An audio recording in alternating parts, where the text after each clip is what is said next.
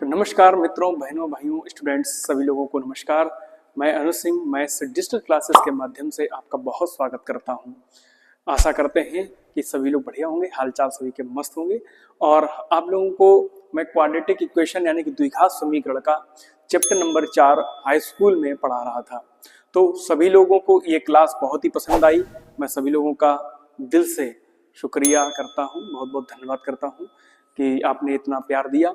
तो आज की क्लास को हम लोग कंटिन्यू करेंगे। जैसा कि आप लोगों को मालूम ही होगा कि हम लोग पार्ट 2 की तरफ आज बढ़ेंगे। एनसीईआरटी में क्वेश्चन जो हम लोग लगा रहे हैं, प्रीवियस ईयर क्वेश्चन लगाएंगे। पीवाईक्यू का मतलब है प्रीवियस ईयर क्वेश्चन, मतलब जो इससे पहले आ चुके हैं उनकी बात करेंगे। और इंपॉर्टेंट क्वेश्चंस जो लगेगा कि ये सवाल आ सकता है आपके इस 2025 के एग्जाम में, तो हम ये कोशिश करेंगे कि आपको कम समय में बहुत अच्छा पढ़ाने का प्रयास करें, क्योंकि हम आपको इतना फालतू का नहीं पढ़ाएंगे जो आपके काम का ना हो। ठीक है, तो ज्यादा समय खराब नहीं करते हुए, सेशन 2024-25 का है, बिल्कुल अपडेटेड वीडियो है, अपडेटेड क्लास रहेगी। जो रिलीज हो चुका है, जो कम हो चुका है, जो सरकार ने या यूपी बोर्ड ने खत्म कर दिया है, उसको हम नहीं कवर करेंगे। केवल नए क्लासेस ही कवर करेंगे, नए क्वेश्चन ही होंगे। तो चलिए शुरू करते हैं आज की क्लास।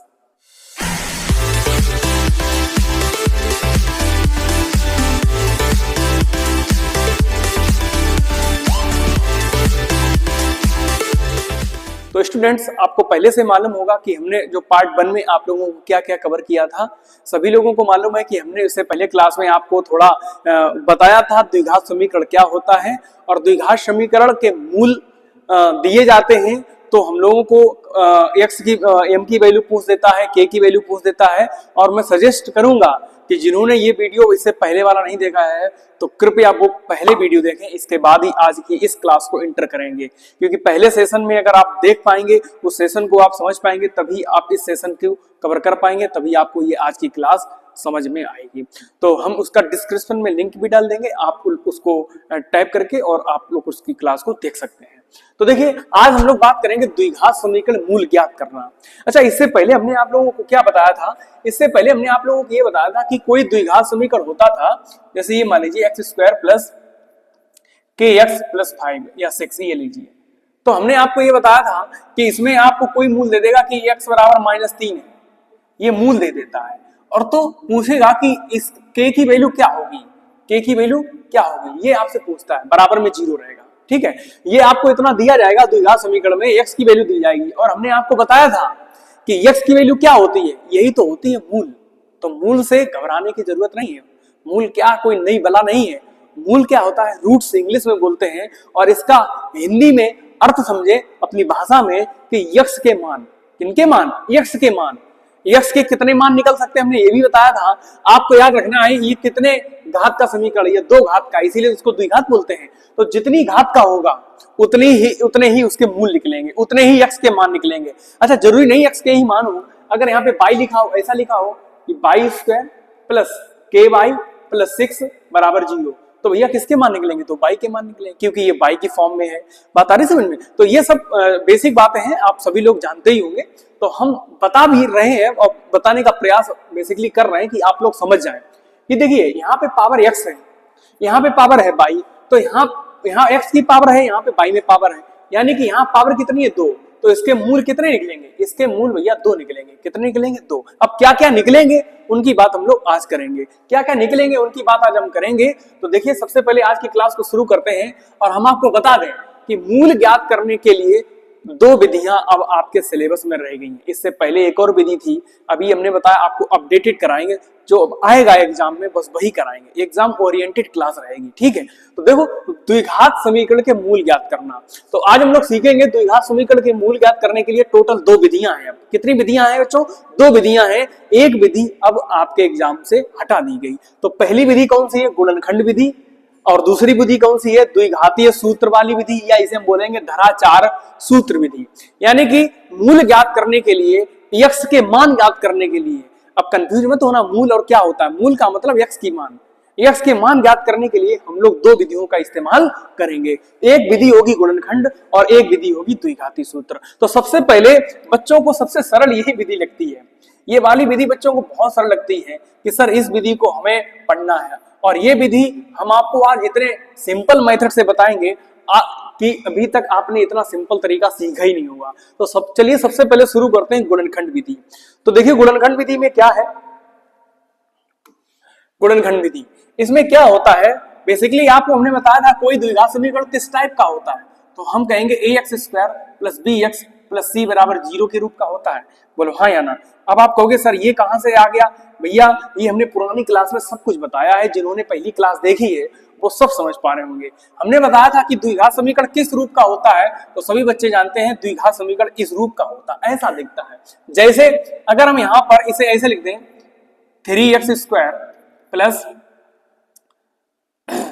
9x और प्लस में 6 बराबर 0, तो ध्यान से आप देखें ये इस रूप का दिख रहा है। ये देखिए ax square bx plus c बराबर 0, तो इसको ही हम लोग बोलेंगे द्विघात समीकरण। अब इसके हम कहें मूल ज्ञात करना है ना, मूल ज्ञात करना, तो मूल ज्ञात करने के लिए देखो हमको एक सिंपल सवाल ले लेते हैं, ये इसको ही बताएंगे। हमको सिंपल सवाल ले लेते हैं, जैसे हमने क्वेश्चन बोला x स्क्वायर प्लस में 5x प्लस में 6, लिखा होगा कि मूल बताइए, के मूल बताइए। इसका मतलब है कि इसके रूट्स ज्ञात करो, x की वैल्यू ज्ञात करो, x के ऐसे क्या मान होंगे, x के ऐसे क्या मान होंगे जो इस समीकरण को संतुष्ट कर दें, ऐसे भी बोल सकते हैं। तमाम इनके नाम हैं, क्या क्या, मूल, दूसरा इंग्लिश में बोलते हैं रूट्स, ROOTS, क्या बोलते हैं, रूट्स ROOTS, ठीक है। और x के मान भी बोला करेंगे। तो अब हम लोग शुरू करते हैं, देखो कैसे करना है, सभी लोग ध्यान से सुनेंगे मेरी बात। लिखा क्या है, x square plus 5x plus 6 बराबर 0।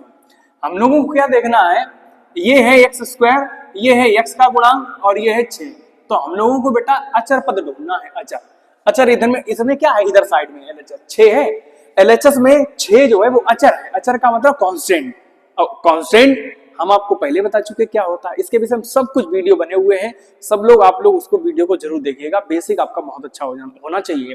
तो 6 के ऐसे गुणनखंड करने हैं, कैसे गुणनखंड करने की, जोड़ने पर कितना आना चाहिए, जोड़ने पर बेटा 5 आना चाहिए, कितना आना चाहिए, 5 आना चाहिए। और गुणा करने पर कितना आना चाहिए, 6 आना चाहिए। क्या मतलब हुआ सर, अभी समझ नहीं आया, दोबारा समझो। हमने कहा कि आपको 6 के ऐसे गुणनखंड करने हैं कि जोड़ने पर, यहां चिन्ह किसका है, जोड़ने का, अगर यहां चिन्ह होता घटाने का तो कहते घटाने पर, कहेंगे कि जोड़ने पर कितना आना चाहिए, जो इसका पड़ोसी है उतना आना चाहिए। तो पड़ोसी क्या है, 5, x को मत देखना, 5 को देखो। तो यानी कि हम 6 के फैक्टर ऐसे करें कि जोड़ने पर 5 आए, गुणा करने पर 6 आए। ऐसे दो संख्याएं बताओ, ऐसी दो संख्याएं बताओ कि गुणा करने पर 6 आए, जोड़ने पर 5 आए। तो आपने कहा सर अगर हम फैक्टर करेंगे तो 6 के फैक्टर करना शुरू कर दो, 2 से काटोगे 2 × 6, 3 एकम 3, लो बहुत ही सरल बात। अब 2 और 3 फैक्टर हो गए, 2 और 3 ऐसे फैक्टर हो गए, 2 का गुणा 3 से करोगे 6 आ रहा, और 2 में 3 आप जोड़ो कितना आ रहा, 5 आ रहा। बात आ रही समझ में। अब बहुत से बच्चे कहेंगे सर 6 एकम 6 भी तो होता है, गुणा करने पर 6 आ रहा, बिल्कुल सही बात है, लेकिन अगर हम 6 में 1 जोड़ेंगे, क्योंकि हमें जोड़ना भी तो है, जोड़कर कितना आना चाहिए, 5 आना चाहिए। तो भैया अगर 6 में 1 जोड़ोगे कितना आ रहा, 7 आ रहा, जो कि अब ये गलत तरीका हो गया। अब आप बोलेंगे केवल क्या तरीका बचा सर, केवल 3 दूनी 6 बचा, चाहे आप 2 3 6 कर लो, चाहे 3 दूनी 6 कर लो, वो एक ही बात है। बात इतनी समझ में आ गई। अब देखो इसको करेंगे कैसे, सुनिए ध्यान से।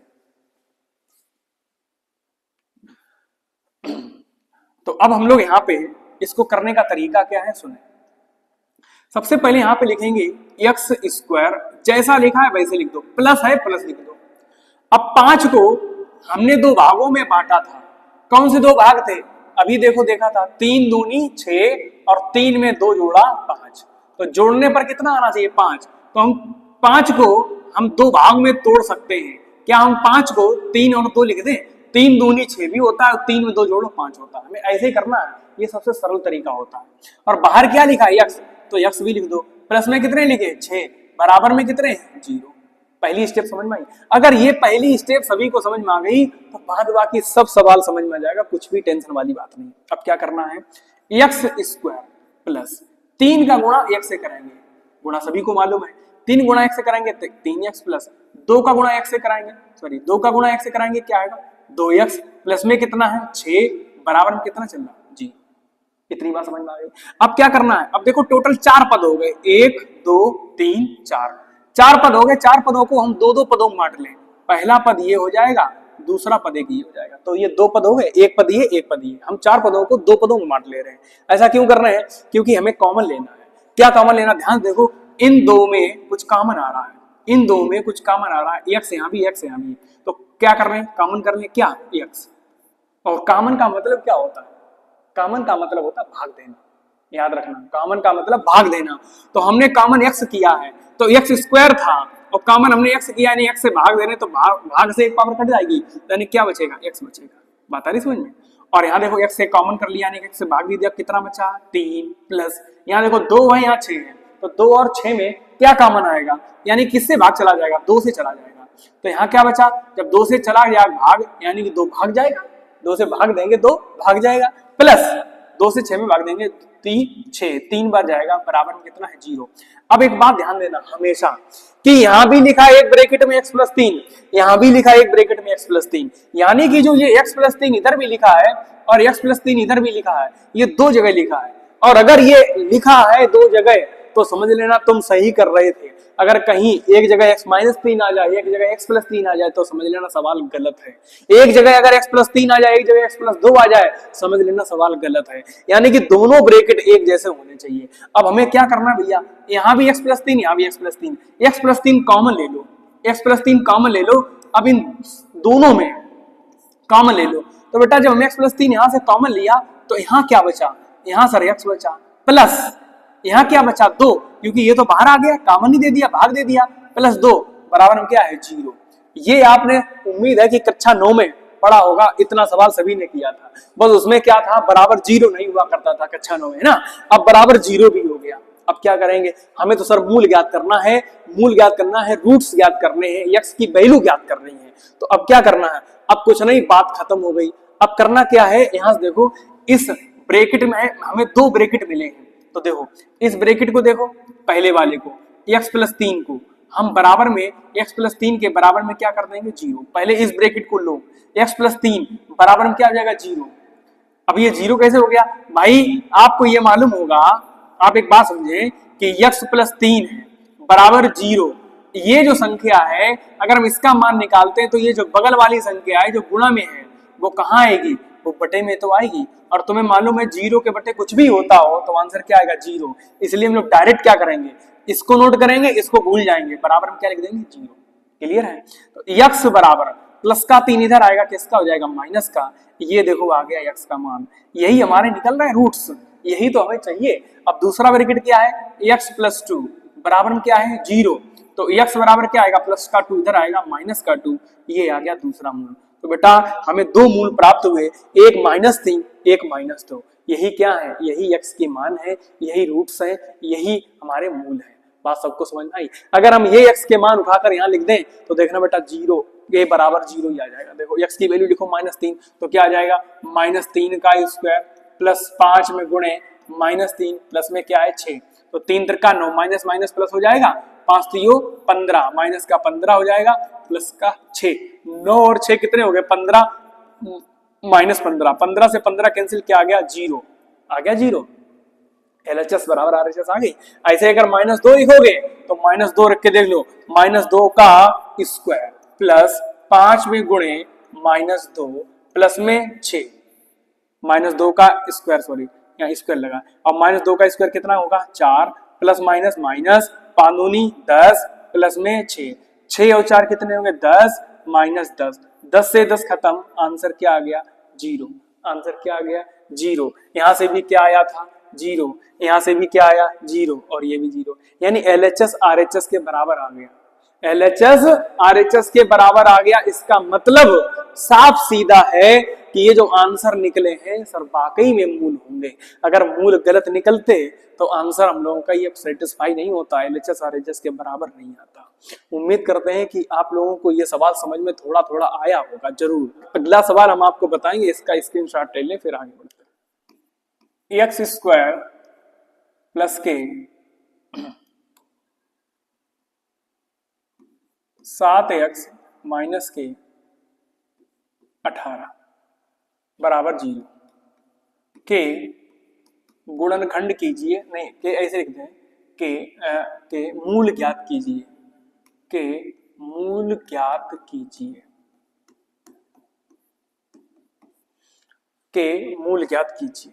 अब सुने ध्यान से, जिसने द्विघात बहुपद वाला चैप्टर देखा था, द्विघात बहुपद क्या, सॉरी द्विघात बोल रहे हैं, जिसने वो वाला बहुपद वाला चैप्टर देखा था, यानी कि चैप्टर नंबर 2, उसको ये क्लास बहुत ही सरल लगेगी, क्योंकि वो चैप्टर और ये चैप्टर बिल्कुल सेम समझ लीजिए, क्योंकि उसमें हमने भी आपको एक्स की वैल्यू निकाल कर बताई थी और आज भी हम यही बता रहे हैं, कोई नया काम नहीं कर रहे हैं।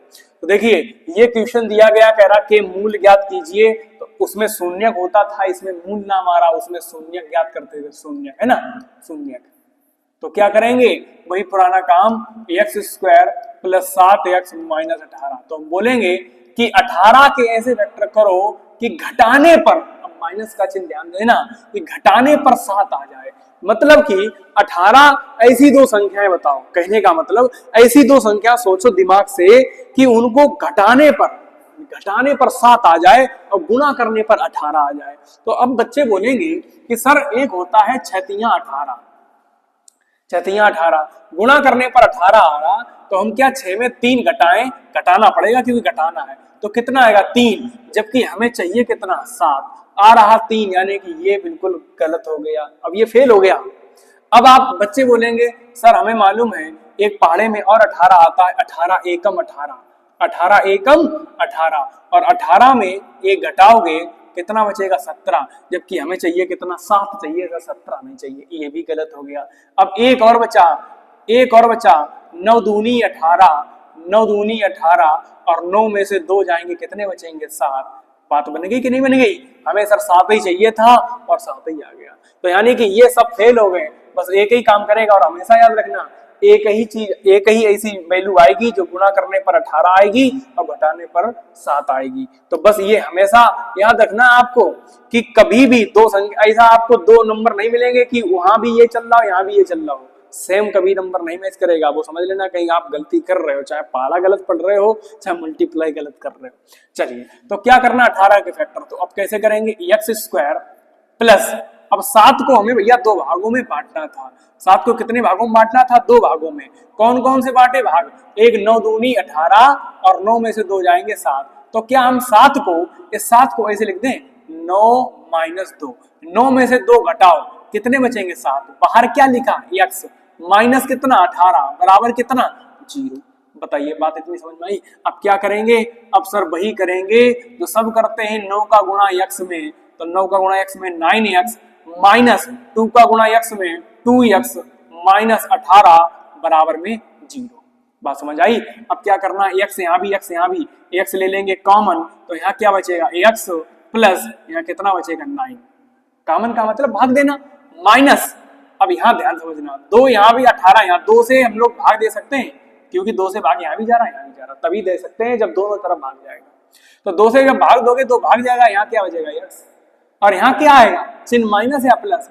बच्चे गलती करते हैं, ये माइनस दिखता है माइनस ही लिख देते हैं, लेकिन जब ध्यान देना बाहर हमने क्या लगाया माइनस, तो माइनस चिन्ह भी हमने कॉमन लिया है, तो माइनस चिन्ह जब कॉमन लेते हैं तो अंदर वाले चिन्ह बदल जाते हैं, अंदर वाले चिन्ह बदल जाते हैं। तो ये देखो माइनस का था, किसका हो गया प्लस का, और ये माइनस का आई है, किसका हो जाएगा प्लस का। 2 से भाग 18 में दोगे, 2 ने 18 बराबर में कितना आया 0। अब ध्यान देखो क्या दोनों संख्या एक जैसी आ रही हैं, सर बिल्कुल आ रही है, यहाँ भी x प्लस 9 यहाँ भी x प्लस 9, यानी कि हमारा सवाल सही है। अब टेंशन की बात नहीं, x प्लस 9 दोनों जगह से कॉमन ले लिया, ब्रैकेट से कॉमन ले लिया, तो यहाँ क्या बचा, यहाँ बचा x माइनस कितने बचे 2 बराबर में क्या आ गया 0। अब मूल ज्ञात कर दें सर, पहले इस ब्रैकेट को ले लेंगे, लिखेंगे x प्लस 9 बराबर 0, यहाँ लिखना चाहो लिख सकते हो, जब x प्लस 9 बराबर 0 तब x बराबर, जब प्लस का 9 इधर आएगा तो किसका हो जाएगा माइनस का, ये आ गया एक रूट्स। दूसरा जब हम लेंगे, जब लिखेंगे जब x माइनस 2 बराबर 0 तब x बराबर माइनस 2 इधर आएगा, किसका बन जाएगा प्लस का, ये आ गया मूल। तो एक मूल आया 2, एक मूल आया -9, बस ये हमारा आंसर है। अगर इन दोनों मानों को आप यहाँ लिखोगे तो डेफिनेटली LHS बराबर RHS ही आएगा, और ऐसा पॉसिबल नहीं है कि LHS is not equal to RHS आए, क्योंकि यही तो मूल है। बात इतनी समझ में आ गई तो सभी लोग इसका स्क्रीनशॉट लेते जाएं और हम लोग आगे बढ़ेंगे जल्द से जल्द। अब एक सवाल हम और आपको ले लेते हैं, कुछ ऐसे भी सवाल आ जाते हैं, हम सारे सवाल आपको ऐसे करा दे रहे हैं जो कठिन से कठिन सवाल पेपरों में भी बन जाते हैं। चलिए अब देखते हैं एक नया सवाल, 14x² - x - 3 = 0 के मूल ज्ञात कीजिए। अब देखिए इससे पहले हमने जितने भी सवाल आपको बताए उन सवालों में क्या था, x² के बगल में कुछ था नहीं, यानी कि एक था, x² बगल में एक था, जो कुछ नहीं था तो एक माना जाएगा। देखो जैसे यहाँ कुछ नहीं x² बगल में, जैसे कि यहाँ है ना, इसके बगल में बस एक है। लेकिन जब ऐसा सवाल आ जाए कि x² बगल में कुछ ना कुछ संख्या दे दे, कुछ ना कुछ अंक दे दे, 2 3 4, एक है कोई टेंशन नहीं, एक के अलावा कुछ है तब थोड़ी सी टेंशन आ जानी है। तो क्या करना है, 14 का गुणा कर लेना लास्ट वाली संख्या से। वैसे क्या मानते हो, 3 के फैक्टर करते, ये 3 के फैक्टर करते घटाने पर 1 आ जाए, और वो पॉसिबल भी नहीं है। आप 3 के फैक्टर करो घटाने पर कभी 1 आएगा? नहीं आएगा। यानी कि कुछ ना कुछ मामला गड़बड़ है। गड़बड़ क्या है, हम लोग गलती ये कर रहे हैं, 14 का गुणा 3 से भी तो करना पड़ेगा। अगर 1 का गुणा करते, अब कहोगे सर यहाँ क्यों नहीं गुणा किया, बेटा यहाँ गुणा करते कोई फर्क नहीं पड़ता। 1 मान लो, 1 का गुणा 18 से करोगे, 18 एकम 18 रहेंगे तो 18 ही, इसलिए कोई फर्क नहीं पड़ा। जैसे यहाँ देखो, यहाँ गुणा कराएंगे, 1 का गुणा 6 से 6 एकम 6 रहेगा तो 6 ही, इसलिए हमें इस पर गुणा कराने की कोई जरूरत नहीं थी, इस वजह से नहीं करा। लेकिन यहाँ 14 है, 14 गुणा 3 से कराओगे, 14 3 42। अब आप ये मन में समझ लेना, लिखना नहीं है 42, मन में समझ लेना कि 42 कैसे फैक्टर करने की घटाने पर कितना आ जाए। यहाँ 1 लिखा है, कंफ्यूज मत होना, यहाँ 1 लिखा है। तो 42 कैसे फैक्टर करो कि घटाने पर 1 आ जाए। तो बच्चे क्या करते हैं, पढ़ा पढ़ेंगे, पढ़ा में 42 किसके किस में आता है, तो सीधा सीधा पहुंचता है कि 21 दूनी 42 होता है। 21 में 2 घटाओगे 19 आएगा, बात नहीं बनेगी। अब एक आएगा पाड़ा 7 छंग 42, यानी कि 7 में से 6 घटाओगे कितना आएगा, 1 आएगा। यही तो हमें चाहिए। 42 के फैक्टर क्या हो गए, अगर आपको फैक्टर करना नहीं आता है तो आप क्या किया करो, ऐसे फैक्टर कर लिया करो। 2 से काटो, 2 दूनी 4, 2 एकम 2, 3 से कटेगा, 3 सत्ते 21, 7 एकम 7। अब इनका गुणा कराओ, ऐसे इनका गुणा करा के इन्हें अरेंज कर लो कि घटाने पर 1 आ जाए, और गुणा करने पर तो 42 आएगा ही आएगा। क्यों, क्योंकि उसी के हमने फैक्टर किए हैं। तो क्या करना है, 3 दूनी 6, इनका गुणा कराओ, 3 दूनी 6, अब इधर क्या हो गया 7, तो 6 का गुणा 7 से करोगे 42 आएगा, और 7 में 6 घटाओगे 1 आ जाएगा। ठीक है, बात आई समझ में। तो इस तरीके से हम लोगों को कर लेना है। अब आप बच्चे करते 7 3 21, 21 दूनी 42, लेकिन 21 में 2 घटाओगे 19 आएगा। हमें चाहिए क्या, 1, और क्या बन जाएगा, और ये बन जाता 14 3 42, 7 दूनी 14, अलग कर लो, 3 अलग कर लो, 14 में से 3 घटाओ कितने आएंगे, 11 आएंगे, और हमें चाहिए कितने, 1। ये भी फेल हो गया, यानी केवल 1 ही कामयाब हुआ है। तो अब हम क्या करेंगे, उसको फैक्टराइजेशन करेंगे। तो क्या करो, 14x² वैसे लिख दो, माइनस 14 क्या किए थे, 7 छंग 42, यानी कि 7 में से 6 घटाओ। अब भैया 6 माइनस 7 मत कर देना। क्यों, क्योंकि यहाँ पर क्या है, यहाँ पे हमें 1 बचाना है, तो 7 में 6 जाएगा तभी तो 1 आएगा। अब बहुत से बच्चे बोलेंगे सर माइनस 1 बच रहा है, तो माइनस हमने उसके लिए बाहर लगा तो लिया। पता नहीं समझ में। आप क्या करो, बड़ी संख्या पहले लिखना, छोटी संख्या बाद में लिखना, और बाद बाकी जैसा चिन्ह है वैसे छाप ले देना। बस ये ट्रिक याद रखना। बाहर क्या लिखा है, x माइनस कितना 3 बराबर कितना 0। अब देखो 14x² वैसे लिखेंगे, गुणा कराएंगे, माइनस का गुणा 7x से कराएंगे, माइनस 7x, ध्यान देना है यहाँ। और माइनस और ये माइनस का गुणा कराएंगे, क्या हो जाएगा, प्लस 6 का गुणा x से कराएंगे, 6x माइनस के 3 बराबर में 0। अब क्या करना है, अब भैया 4 पद हो गए, इन 2 पदों में देखो क्या कॉमन आ रहा। तो आप कहेंगे सर इन 2 पदों में 7 से भाग जा रहा है, और x भी कॉमन आ रहा है, 7 भी कॉमन आ रहा है, x भी कॉमन आ रहा है। 7 से भाग 14 में दे दो, कितनी बार जाएगा, 7 दूनी 14, 2 बार। x² था, 1x चला गया, 1x बचा, माइनस 7x पूरा है, और यही 7x पूरा हो। तो भैया जब पूरा से पूरे में भाग दोगे, 7x से भाग दोगे 7x में, तो कितनी बार भाग जाएगा, 1 जाएगा। तो यहीं पे 1 लिखा जाएगा। ठीक है बात, आगे देखो, प्लस इन दोनों में क्या कॉमन आ रहा है, इन दोनों में आप कहेंगे सर इन दोनों में तो 3 कॉमन आ रहा है, तो 3 से भाग दे देंगे, 3 में भाग 6, तो 3 दूनी 6, कितना बचा x, माइनस 3 से 3 में भाग देंगे कितनी बार, 1 बार, बराबर कितना आया 0। अब ये ब्रैकेट एक जैसा हो गया, यानी कि हमारा सवाल सही है। तो अब क्या करना है, अब करना ये है कि 2x - 1 ब्रैकेट से कॉमन ले लीजिए। अब यहाँ क्या बचा, यहाँ बचा 7x प्लस में कितने बचे 3 इज इक्वल टू कितना आया 0। अब हम लोग एक एक करके ब्रैकेट नोट करेंगे, लिखेंगे जब 2x - 1 बराबर में 0, तब 2x -1 इधर आएगा, किसका आ जाएगा, प्लस का। तो x की वैल्यू क्या आएगी 1 और ये गुणा वाला बटे में आ जाएगा, यानी x का मान आ गया 1/2। ये आ गया बेटा मूल, एक मूल आ गया। सर कितने मूल निकलेंगे, हमने बताया 2 मूल निकलेंगे। क्यों, क्योंकि जितनी घात का होगा उतने ही मूल निकलते हैं। घात 3 का होगा 3 मूल निकलेंगे, घात 2 का होगा 2 मूल निकलेंगे। आ जाओ इस पर। तो 7x + 3 = 0। जब 7x + 3 = 0 तो 7x = प्लस का 3 इधर आएगा माइनस का 3। तो x की वैल्यू क्या आ जाएगी, -3/7, -3/7। ये आ गया आंसर। बोलिए सभी लोगों को इतनी बात समझ में आ गई। इस तरीके से मूल निकलते हैं, सभी लोग इसका स्क्रीनशॉट ले लीजिएगा। अब एक क्वेश्चन बहुत ही इंपॉर्टेंट है, इस क्वेश्चन को देखें। जैसे एक क्वेश्चन इस तरीके से आ जाते हैं, x/5 = 5/x के मूल बताइए या को हल कीजिए। ऐसे भी सवाल आ जाए कि मूल बताइए या को हल कीजिए, एक ही बात होती है। ठीक है भैया, अब क्या करना है। सर ये सवाल थोड़ा अजीब सा लग रहा है, बिल्कुल लग रहा है, तो करना क्या है, आप इसका कैचीदार गुणा कराओ, क्योंकि अभी ये द्विघात समीकरण नहीं नजर आ रहा। किसी को लग रहा द्विघात समीकरण, अभी नहीं लग रहा है। इसका इसमें गुणा कराओ, कैचीदार गुणा। x का इसमें कराओगे x² बराबर 5×25। अब देखो द्विघात हो गई, कैसे हो गई सर, अभी तो नजर नहीं आ रहा।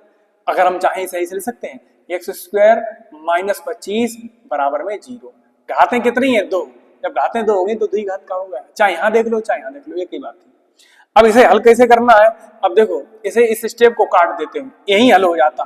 कैसे, आपको मालूम है कि जब हम लोग इसका रूट हटाएंगे तो इधर 25 आएगा, बोलो स्क्वायर हटाएंगे इधर रूट आएगा, सॉरी रूट आएगा, रूट 25। और रूट 25 का मान क्या होगा, बच्चे बोलेंगे 5, लेकिन 5 नहीं, प्लस और -5। क्यों, क्योंकि प्लस का भी 5 आंसर आ सकता है, माइनस का, क्योंकि घात कितनी है 2। जब अपने का घात 2 है तो मूल भी कितने निकलेंगे, 2 ही निकलेंगे। एक क्या आएगा, एक x = 5 आएगा जब प्लस चिन्ह लोगे, और एक माइनस चिन्ह लोगे तो क्या आएगा, -5 आएगा। यही 2 आंसर हैं, एक x = 5, एक x = -5। बोलो बात आ गई समझ में सभी को। बहुत ही सरल सवाल था, लेकिन बहुत इंपॉर्टेंट सवाल था। अब हम एक बात यहां ये सीख लेते हैं कि संबंध, और सीख लीजिए संबंध। किसमें किसमें संबंध, संबंध सीखेंगे कि जो मूल निकले हैं और जो उनके गुणांक होते हैं, मूलों में और गुणांकों में संबंध। मतलब क्या हुआ, जैसे ये समझिए, अभी हमने एक सवाल लगाया, यहाँ पे देखो, इससे पहले वाला ले लेते हैं सवाल, यही ले लीजिए। ये हमने क्वेश्चन लगाया, इसमें ये क्या निकले हैं, मूल निकले हैं। ये जो मूल निकले हैं और ये जो गुणांक है, गुणांक माने गुणांक, इनमें एक संबंध होता है, और वो संबंध हमने द्विघात बहुपद में भी लिखवाया है, सॉरी उस बहुपद वाले चैप्टर में भी लिखवाया है। कैसा संबंध होता है, संबंध हमने आपको ये लिखवाया था कि अगर कोई समीकरण आपको ये दिया जाए, नोट कर लें, ax² + bx + c = 0, ये है द्विघात समीकरण। ये आपका रूप होता है द्विघात समीकरण का, व्यापक रूप जिसे बोलते हैं। और आप देखें, ध्यान दें, जब आप कभी पढ़ा करें तो कृपया ये नोट्स बनाते चलें, जो भी आप जहां पर पढ़ रहे हैं। ऐसा नहीं कि आप पिक्चर देखते हुए बनाते चलो, हाँ देखते रहो कि हाँ सर बस समझ हो गया, क्लास हो गई पूरी, ऐसा नहीं। नोट्स बनाएं और इस्तेमाल करें पेन कॉपी बाकायदा, ठीक है, क्योंकि हम आपको जितना पढ़ाएंगे उतना सॉलिड पढ़ाएंगे। तो देखो ये आपको दिया गया एक संबंध, याद रखना, ax² + bx + c = 0 के मूल हम लोग मूल मान लेते हैं अल्फा कामा बीटा है, के मूल क्या मान लिए, अल्फा कामा बीटा है। अल्फा कामा बीटा सर ये क्या है, ये भैया हमने मूल अपने आप से मान लिए। तो एक संबंध याद रखना, एक होता है मूलों का योगफल। तो मूलों का योगफल का फॉर्मूला याद रखें। मूलों के योगफल का फॉर्मूला होता है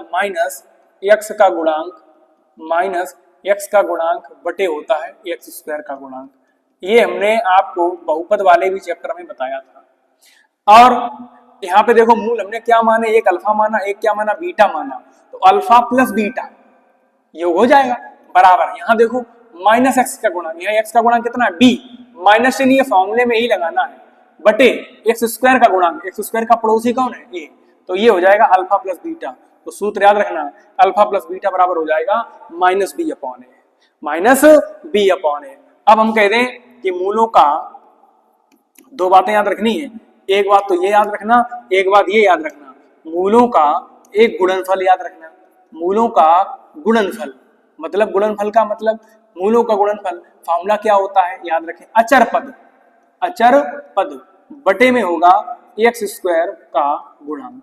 ये रिलेशन है, ये संबंध है, ये नाता है। क्या नाता है? ये इन दोनों में नाता है। तो किस तरीके से याद रखेंगे अभी हम आपको बता देंगे।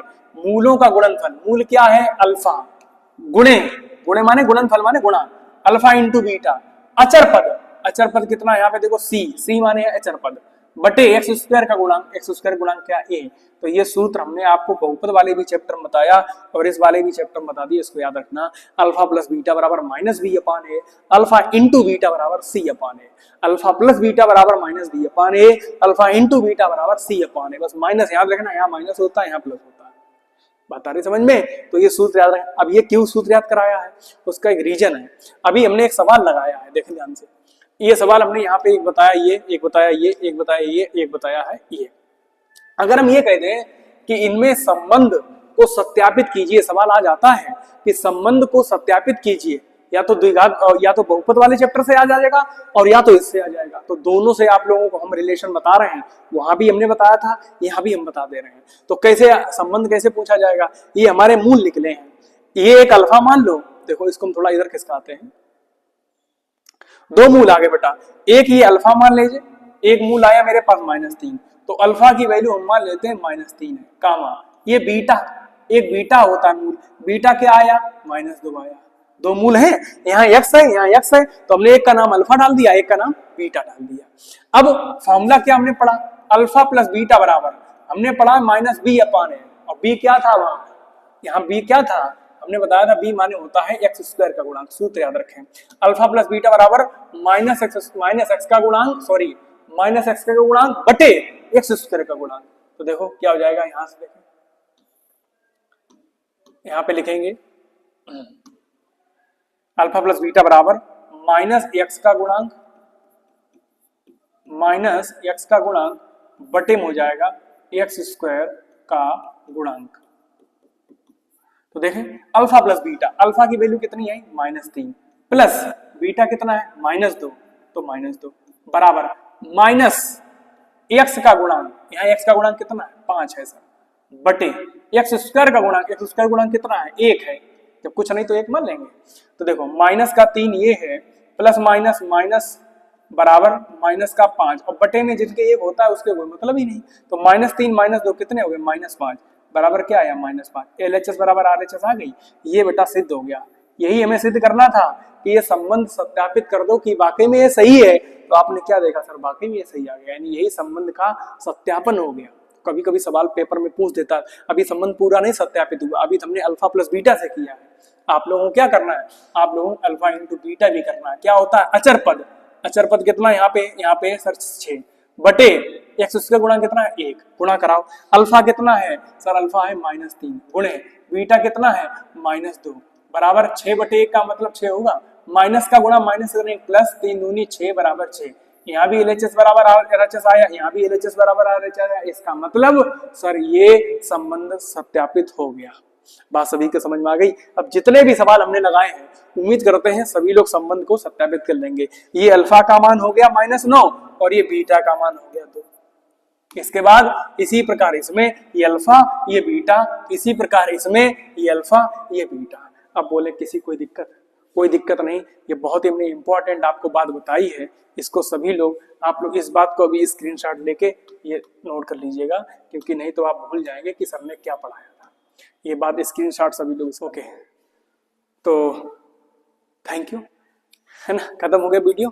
तो चलिए मिलते हैं नेक्स्ट वीडियो में। मजा आया होगा, अच्छा लगा होगा, तो आप सभी लोगों से मैं उम्मीद करता हूं कि आप लोग इस वीडियो को अपने अन्य जगह पे दोस्तों में मित्रों में शेयर जरूर करेंगे और चैनल को सब्सक्राइब कर दें जिन्होंने नहीं किया। मिलते हैं नेक्स्ट क्लास में। Thank you so much. जय हिंद, जय भारत।